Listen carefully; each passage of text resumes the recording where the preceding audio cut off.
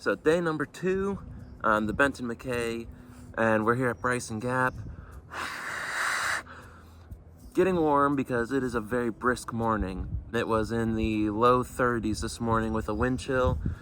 So we're all packed up. Hondo's down by the creek getting a refill on water.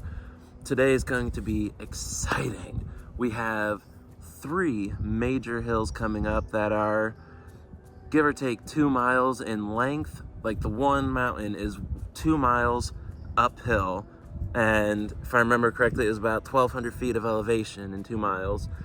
And then we have another mountain going straight up immediately after that one, pretty much. We have one solid water source and then one potential water source. So we're hoping we'll be good on water. If not, we're cameling up here, drinking, chugging, refilling, and hopefully that'll make us most of this trip. So yeah, we're gonna shoot for another 10 miles today. So let's get on out. 9:10 it is for a start.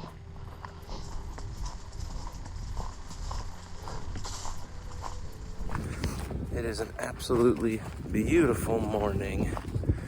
The cold has gone away, and now it is absolutely perfect. The weather, it's not too hot and it's not too cold, especially when you're moving. The sun is out, shining bright. There's a nice pleasant breeze going through, which with this new Kettle Mountain shirt that I got, oh my gosh, this thing is the most airy, breezy thing ever. So that wind just like goes right through and the shirt dries out almost immediately. So it is perfect. But yeah, the views are absolutely stunning. This is a complete change from the hiking trail in Pennsylvania. And there, the mountain summits had no views. There was nothing. But out here, every mountain you go up, all I see is the beautiful mountain ridges in both directions, both sides. It's incredible.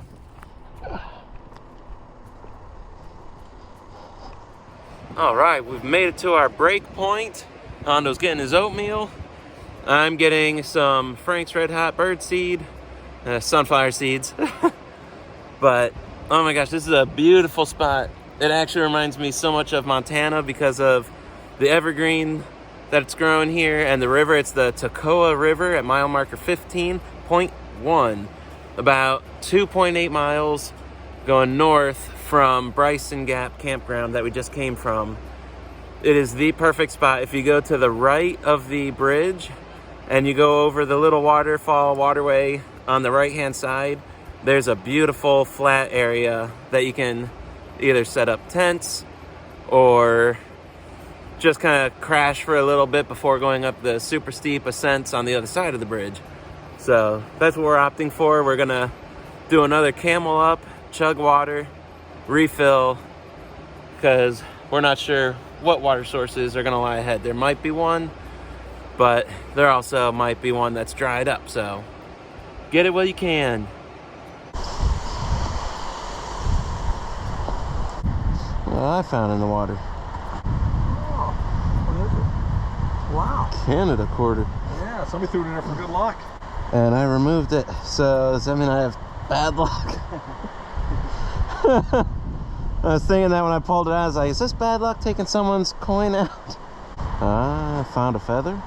Oh, this one. Oh, I have a yellow one, and I have in one of my side pouches I thought I lost. Yeah, this one was one of my original hikes. Okay. First started hiking. It's been with me the whole time. Nice. That's your co-pilot. Yeah, there you go. Nice, perfect.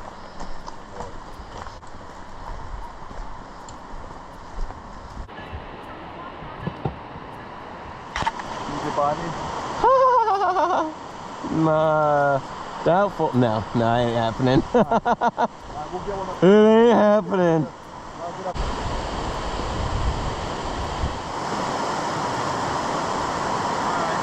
That is gorgeous. Ready for 2 miles of hell? Yeah, baby. All right. I'm not. but I will suffer through, because I'm a trooper. Dude, get a picture of me in this.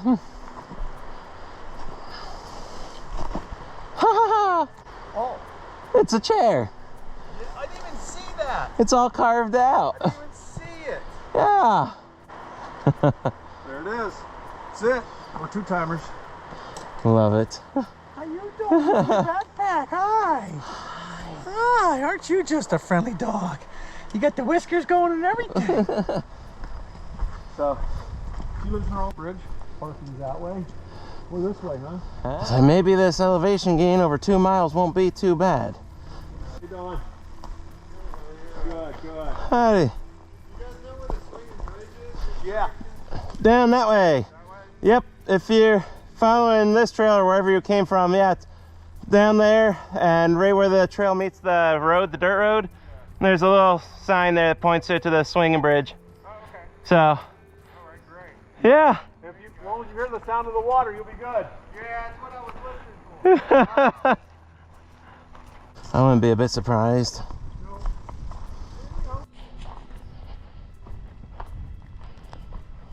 All right, finished the first monster hill, the 2-miler, and not bad. The one that comes after that suspension bridge, it's got a lot of switchbacks, which take a lot of the elevation out, and you're still going up, but makes it worlds easier. Now this next one, we'll find out, because it's only a mile with the same type of grade.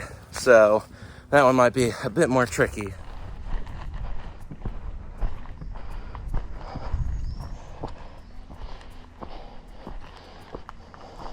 Talking about Yeah. rural Georgia. And that'll be my saying for today. I'm using a shit up on that. Rural Georgia. Alrighty, so we've made it down the decline and we're just about 0.2 miles from, I think it's Georgia 60, and make sure you read your comments how far out, because it says that there's a water source but it's downstream from a chicken farm or something. But if you read the comments, there's a pipe feeding spring water down just 0.2 miles before it. So it's pretty easy to spot. You'll see it coming down, but it's really nice, looks really clean. It's a good refill. You gonna video this or no? Got it. Mm-hmm. Oh, the Duncan Bridge Trail goes.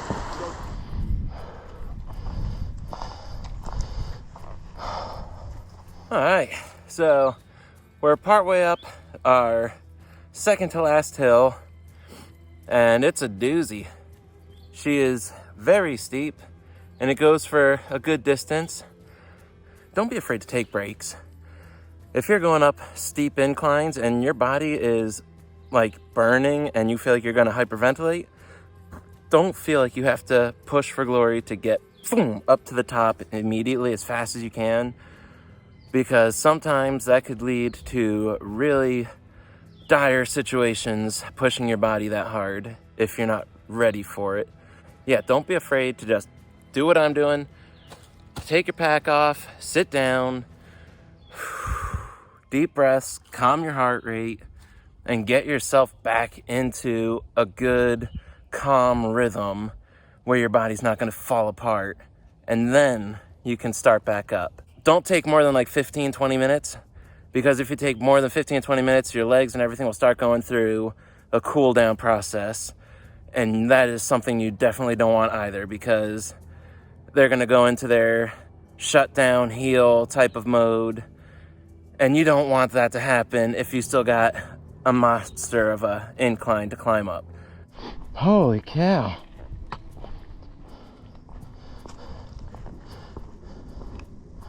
Whoa.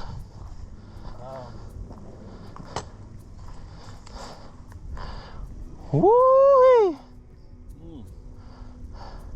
Figured this was the view they were talking about. Made it to our first view up top. We got another 0.3 miles to go, going that way. And then we go downhill and hopefully recover enough, because we're shooting up another similar incline for another mile before our campground. But yeah, Here's mile marker 20.4 vista of Walalala Mountain. Hopefully I pronounced that right, but fun name. Tick job. Oh.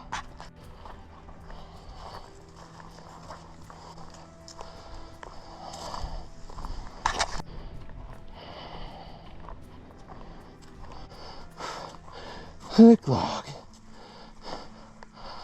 We made it. Made it to the top. Whoo. Hondo is still down the way a bit. So we got a little system going where if one of us needs a break and the other feels good, you just keep going. And then you have a rendezvous point, which is the top of the mountain. You're not far, like blazing ahead to where you can't hear them if they call for help. If you're coming out here to hike with a friend, family member, and you're finding that your physical capabilities at that particular time are a little bit more than them, and you get pulling ahead, always have rendezvous points that are relatively short intermittents, because there's no reception up here. And if the person you're with is in dire straits, like they think they can handle it, but something happens, no matter what it is, it could be dehydration, or they pull a muscle, they twist an ankle. If you're blazing miles ahead of them and they call for you, you're not gonna hear them more than likely. And they're gonna be left on the mountainside, not being able to make it anywhere, and no reception. And that's just not good. So be safe, be smart.